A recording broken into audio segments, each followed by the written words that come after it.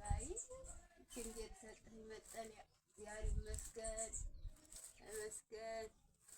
ከሰው እኩል አነግሃልኝ እግዚአብሔር ይመስገን ተመስገን ተመስገን። እንግዲህ እችን ደግሞ ሰፋ ሰፋ አድርጌ ወይ ሸጣትና የወስጮ ታመጣልኛለች። አዎ አንዷን በርበሬ ባረጋት አንዷን ደግሞ አሻቦ ትገዛልኛለች። በቃ እንዴት አደሩ? እግዚአብሔር ይመስገን እግዚአብሔር ይመስገን። ደህና አደርሽ ወይ? ደህና ነኝ። ደህና ነዎት? እግዚአብሔር ይመስገን። ምን ነው ዛሬ ደግሞ የሚያዋሩ አገኙ እንዴ? ኧረ ጌታዋ ተመስገን እያልኩ እያጠለይኩ ነው። ጸሎት ሸጋ ነው። ያንቺ የእሱ ጸሎት አንድ ቀን ዳመናውን ቆርጦት ሄደ። 24 ሰዓት ተመስገን 24 ሰዓት ተመስገን። የሰጠሁት ነገር ግን አንድም ነገር የለም። ኧረ እግዚአብሔር ይመስገን። ተኝቼ የማድርበት ቤት ሰጠኝ፣ የምንቀሳቀስበት እግር ሰጠኝ፣ ያው ውሃ የምጠጣበት ያው ጀሪካን አለኝ። ምን ጎደለኝ እስኪ? ጀንዲም አለኝ ነው ከፈለኩ ጀንዲ ይኸው ምን የሽንተት እያለሁ ምን የጎደለኝ አለ? ባለሀብት ነው እግዚአብሔር ይመስገን። በሰጣችሁ ካላመሰገናችሁ ምንም ትርፍ የላችሁ። ምንም 24 ሰዓት ተመስግኖ እኮ ትርጉም የለውም። ስራ መስራት ነው። ጸሎት አድርጎ ስራ መስራት ነው እንጂ 24 ሰዓት ተቀምጦ ማመስገን ምን ትርጉም? ፈጣሪ ከላይ አምጥቶ ሊሰጥዎት ነው። ምን ሊያደርጉት እኮ ሸጋ ነው። ለጸሎት እኮ ሰዓት መስጠት እኮ ሸጋ ነው እናቴ። ያለ ጸሎት እኮ ዝም ብሎ ምንም እኮ ነው። የሰጠሽን ካላመሰገንሽ እጅግር ስለሰጠሽ ካላመሰገንሽ ምን ዋጋ አለው እናንተ? ድንጋይ በድንጋይ ፎቅ በፎቅ ይሄ ምንድን ነው የሚባለው? ደርብ ማለት ነው። ደርብ በደርብ ብታረጉት ምን ጥቅም ምን ይጠቅማል? ባለን ሰዓት እናመሰግናለን። 24 ሰዓት አናመሰግንም። እንዳንቺ አንቺ ስራ ስለሌለሽ ነው 24 ሰዓት የምታመሰግኝ። ደግሞ ዛሬ ልታብጂ ነው መሰለ። እሱን ሳሩን ደግሞ ከየት አምጥተሽው ነው? ያችን አይደለ እንዴ የምትበሉባት የምንሰፋው በሳር የከተሜ ነገር እንደው ምንም አታውቁም እኮ። በሳር ይበላል እንዴ? አስኳላ ተማርን ትላላችሁ እንጂ ምን ታውቃላችሁ? አይ ከተሜ ይሄ እኮ አታውቁትም። ሰንደዶ ይባላል። ሰፌድ ይሰፋል፣ ወሰን ይደረጋል። ሰፌድ እንጀራ የምታወጡበት ከየት መጥቶ መሰላችሁ? ከሱ ነው የሚሰራ ማለት ነው። አላስ እንደዚህ በእጃችን ሰፍተን እንደውጃችን ማመስገን ነበረባችሁ። እግዚአብሔር ይመስገን ይሄንን ስለሰጠን እጃችን ስለሰጠን አመስግነን። ይሄው ፋላስ ይሄው የሰፋነው ስፌት ራሱ ይመሰክራል። ባለሙያ ነዎት? አይ እንደሱ እንኳን ራሴን እንኳን አላደንቅም። ይሄው እንግዲህ የገጠርና የከተማ ሰው የከተማው ሰው እንደው ምንም አያውቅም ልጄ እንደው አስኳላ ተማርን ይላል እንጂ እንደው እኛን እንመጣዋለን። ኧረ እኔ እኮ ግርም ይለኛል እንደው ኧረ እንደው የእናንተ ነው። ዝም ብላችሁ በዛ እንትን ቤት ካላችሁ ቤቱ ጠዳ ይደረጋል። ከዛ ምንጣፍ ይነጠፋል። ጫማ ተወልቆ እንደ ቤተ ክርስቲያን ይገባል። በቃ እንደው መሞላቀቅ ስራ ሰራን ትላላችሁ። አሁን እንደኛ አረኛ 24 ሰዓት ፈክተን ነው የምንበላ። እንደኛ የሚሰራ ሰው የለም። የገጠር ሰውማ ጉዝ ዘርግቶ ጠላውን ሲጠጣ ነው የሚለው። እሱ ሰርቶ ነው ጠላ ቢጠጣ አረጭ ቢጠጣ ሰርቶ ነው። እናንተ ምን ይሰራል? ዝም ብሎ ተጃጅቶ በቃ ፊትን ተወልሎ በምን ይወጣል? በቃ ራስን መጠበቅ እኮ ጥሩ ነው፣ ከበሽታ ያድናል። ዝም ብሎ እዚህ አሁን አንቺ እዚህ ላይ ተኝተሽ በሽታ ቢዝሽ ፈጣሪ ልታማርሪ ነው። ይሄን እንኳን አታውቁም። ይሄማ ለኔ ሸጋ ነው።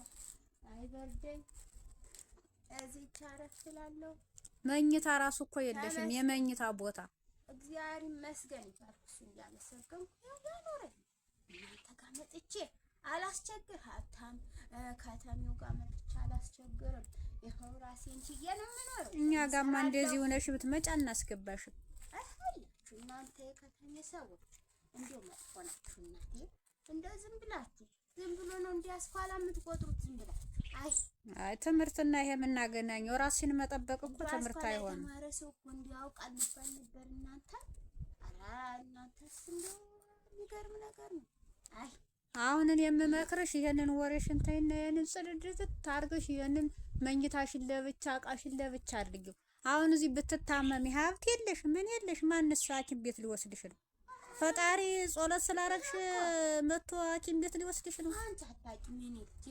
ይሄ እኮ ይሞቀኛል፣ አይበርደኝም፣ አይቀዘቅዘኝም። ይሄ ደግሞ ይሄ ሳሩ ምናምኑ ደግሞ ለዶሮ የቀለብ ይሆናል። አንድ ዶሮ አለች። ያው አመሰግናለሁ፣ እሷን ሰጥቶኛል። ባለ ሀብት ነሽ። ኋላስ እሷን እንቁላሏን ብር 50 እሸጣለሁ። ከዛ ደግሞ 150 የተገዛ በኋላ እሷን እንዴት ጣሎት እንደማረግባት ጣሎት ሳረግባት እሷ ወር ተወር ድረስ እበላታለሁ። ያለ ጦሎት እኮ ዋጋም የላችሁ። ደግሞ እናንተ ጋር ሲመጣ 150 ኪሎ ታስፈጫላችሁ። እሱ ወር አያደርሳችሁ። ለምንድን ነው የማያደርሳችሁ? ጣሎት አታረጉ፣ ጦም አጦሙ። ይህ እኮ ነው በቃ የከተሜ ስራ። እንደው ኧረ እኛ ጋማ እናቴ አሁን በሉ ወደ ገበያ ልሂድበት። እሷን ይዘሽ ልትሄጂ ነው? አዎ ይችን ምን ታመጣለች አሁን ይችን? ኧረ ብዙ ነገር ለወስጮ በርበሬ ትሆነኛለች። በአንዷ አሻቦ ገዛባታለሁ፣ አንዷ ደግሞ በርበሬ እሸምትባታለሁ። በይቅናሽ ግን እንደዚህ አትሁኝ። እኔ የምነግርሽ ነገር ጸሎት እያረግሽ አንዳንድ ሰዓት 30 ደቂቃ ጸሎት እያረግሽ ስራ መስራት ነው። 24 ሰዓት እያመሰግንሽ ፈጣሪ ከሰማይ አዝንዋ ይሰጥሽ። እዲያ እናንተ ጸሎት ስለማታውቁ ነው። ለጸሎት ምን ያክል ጊዜ ምናምን መስጠት አታውቁ። ጸሎት ቦታ ስጡ። ያለቅስ ምንም አታውቁም። እዲያ እንዲያው እግዚአብሔር ይርዳችሁ። እንግዲህ ደህና ዋሉ። አሜን አሜን።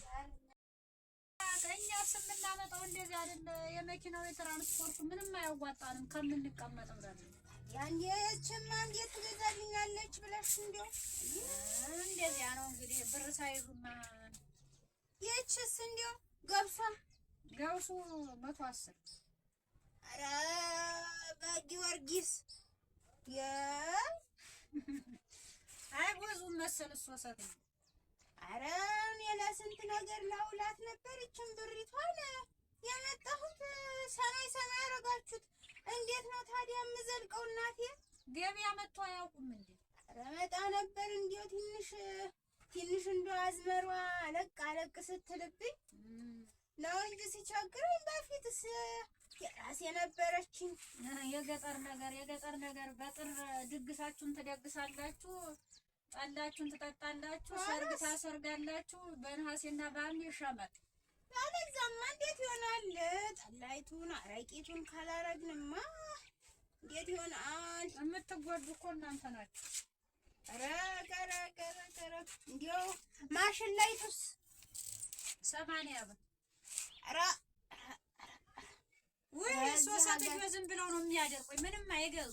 ኧረ እዚህ ሀገር እንዲያው ምን ይሻላል እናንተ? አሁን ምን አለ ምን ትገዛልኛለች? ምን አለ በጠዋት መጥተው ወይ ገዝተው መር ነው ያንንም መጠየቅ። ኧረ ፈጣሪን ፍሬ እንዴ! ኧረ ፈጣሪ ደግ አይደለም እንዴ? እሺ ምን አባት የልግዛሽ? የሚቀንስ ነገር ምን አለሽ ኋላ? የሚቀንስ እዚህ አለ። ይህችስ ዱቄቷ ስንት ነች? ዱቄት ትሸጣላችሁ? 400። ኧረ በፈጣሪ ራስ ጊዜው ጨመር አድርጌ መናገር። አይ እንዴት አድርጌ መኖር ነው የሚሻለው ታዲያ? እኔማ ይችን እኮ ለስንት ነገር ላውል ነበር የመጣሁት። ስንት ብር ነው ያይዘሽ? ይች ኧረ 105 ብር። እንደው ዘንድሮም እንደዚህ አይነት ሰው አለና እንደዚህ አይነት ሰው አለ ዘንድሮ። በ125 ብር ነው ይሄንን የምትጠይቂ ልገሽ። ኧረ እንዲያው ሳሙና የማይገዛ ዝም ብለሽ ሂጂ ወደ ቤትሽ። ሳሙና የማይገዛ ባሁኑ ሰዓት ምን አይነት ሀገር ሆኗል? እናንተ ምን ይሻለናል? ከየት ሀገር ነው የመጣሽ? በእናንተ ሀገር ርካሽ ነው እንዴ? እስኪ ይዘሽኝ ሂጂና እዚያ ኑሪኝ በ125 ብር። ኧረ መሬቴን የማሪኝ ልበላት እንጂ መሬቴን እንደ እሷን አረሳ አድርገን ያችኑ ስትደርስልን በቃ እንደዛ ነው የምንተዳደረው እኛ። እንደዚህ ናችሁ እናንተ። ሸምተን አናውቅም። ሁሌም ሲያልቅባችሁ እንደዚህ ናችሁ እናንተ።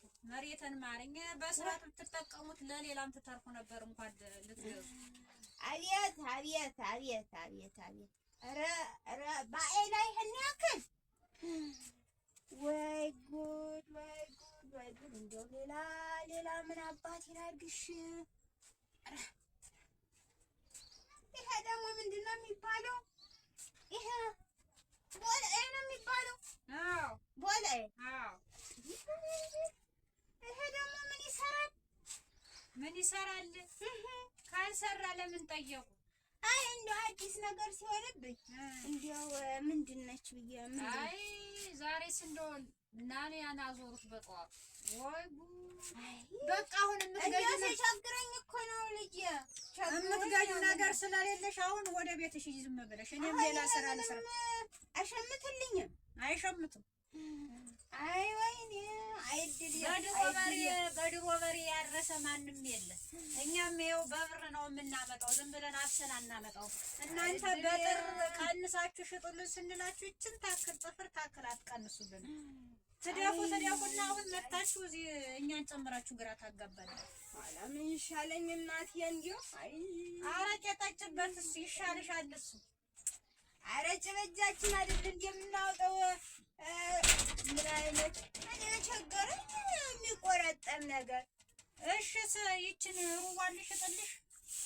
ጥሩ ምን ታረግልኛለች? ሌላማ አሁን ከጎረቤት ጋር ቡና ትጠጫለሽ? እንዴት አድርጌ ነው ሩብ ሸምቼ የሚሄደው? ሳይኖርሽም አሁንም ድግሱ አለ ማለት ነው ከጎረቤት ጋር። እሱማ አብረን ካልጠጣን ምን ዋጋ አለው? እንግዲህ እንደዚህ አድርጌ ልስጥሽ፣ ይዘሽው ዝም ብለሽ እንደዚህ አድርጌ በመጣ ምን የተባረክሽ ነሽ እናቴ። ይሄን ለምደሽ ነው 100 ብር አውጥተሽ ይዘሽ የመጣሽ። ውጭ በያው ቀስ ብለሽ ደፋ